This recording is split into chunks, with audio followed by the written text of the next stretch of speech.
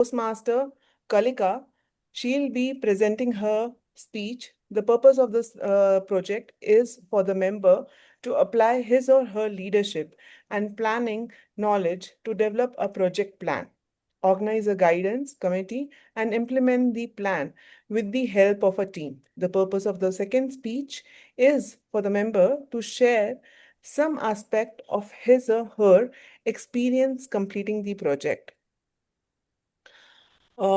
Her speech Yeah. title is The Architecture of Delegation, Path Innovating Planning Level 5, Project 1, Second Speech. So the title is The Architecture of Delegation, Toastmaster College. When a leader assigns a task, what exactly is it that they hand over? Is it the work? Is it the responsibility? Or is it the outcome? Initially, when I started delegating, I thought it was the obvious answer. The first one, handing over your work to someone else.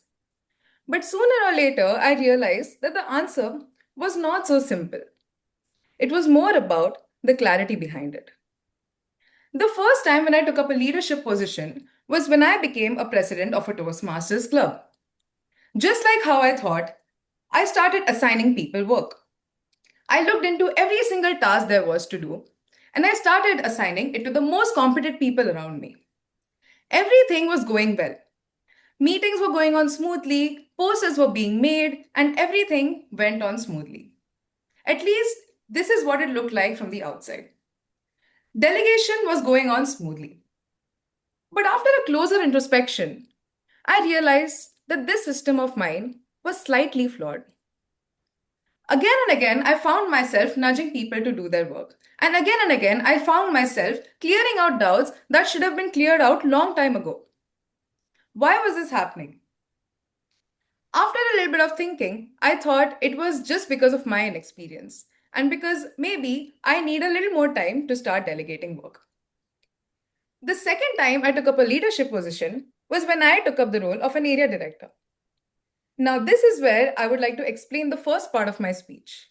The first part of my project was about getting a team together and executing a project. So, what was this project that I chose? The project that I chose was to create an area PR team.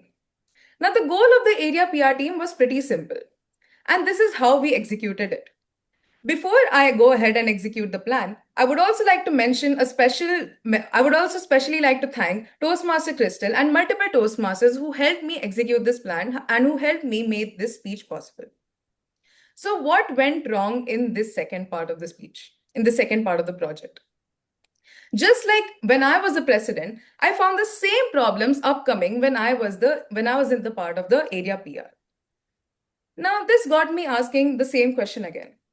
Is it me assigning the wrong work, or is it the problem with the delegates?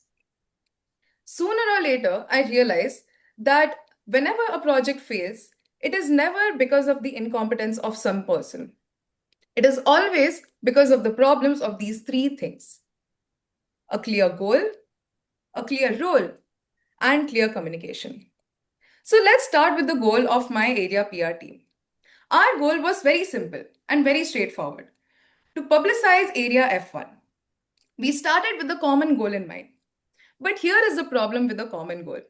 If it is not cleared out in the beginning, people may have different interpretations of how to execute the same goal. For you, it might be for you an area PR might entail that we need to create more posters or we need to create more social media presence.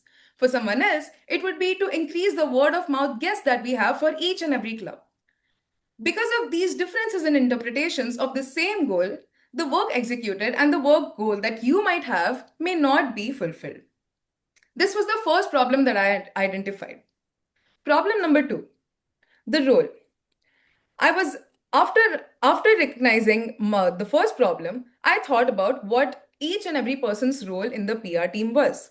If the role is not clear, assigning work becomes very difficult. The work question to be asked shouldn't be who is supposed to fulfill a task. But later, I realized that the question to be asked was who is responsible for an outcome. This small shift in paradigm made a huge difference. In the first few days, I kept on assigning tasks, but this did not fulfill anyone's goals. But when I started assigning responsibilities, and when I started assigning responsibilities to a person, we all started enjoying the work together. Problem number three, the communication. I believe that this is where I lack the most. The communication part, even if the goal and your role is very clear, if you don't communicate it well, it will never work out. Now, there is this problem, common bias that we have in communication, which is called as the illusion of transparency. What does illusion of transparency mean?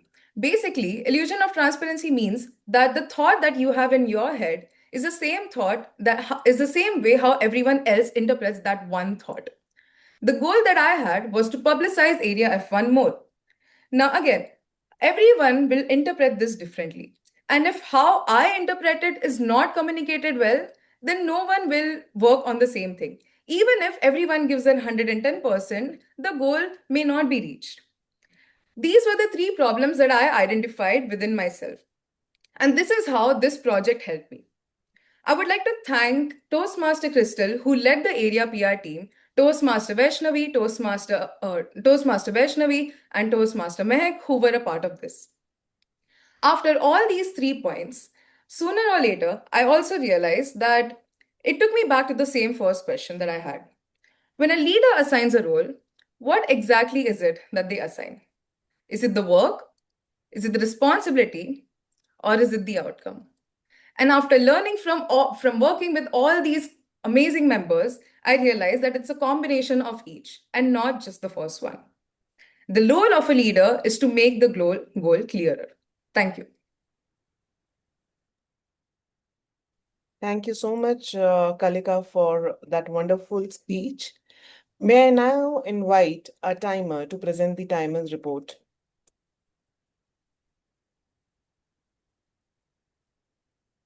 Hi. Yeah, Kalika, just 5 minutes. 5 minutes, 1 second.